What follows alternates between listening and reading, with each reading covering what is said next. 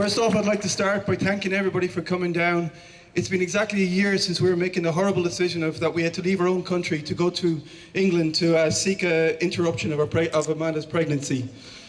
The worst thing about it was first finding that our child was not going to survive outside the womb.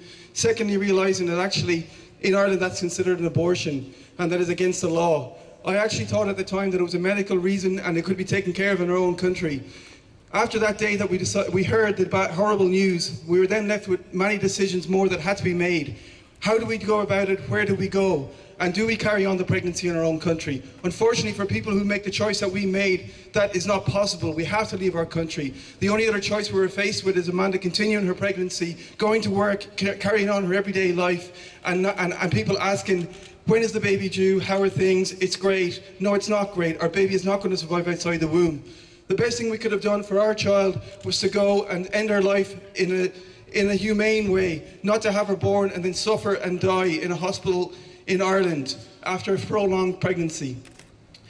We went public with this story first, and there seemed to be a lot of taboo in Ireland and a lot of secrecy and a lot of shame.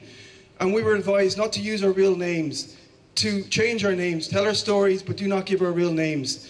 2 months later, that all changed, and there was 4 brave women who went on the front page of the Irish Times and showed their faces and showed their names.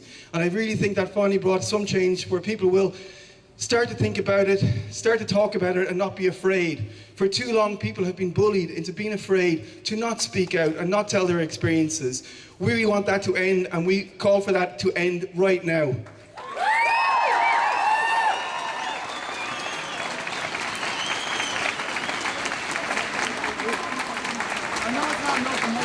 And I just want to finish up by thanking everybody again for the support that people have been given for our campaign called Termination for Medical Reasons Ireland.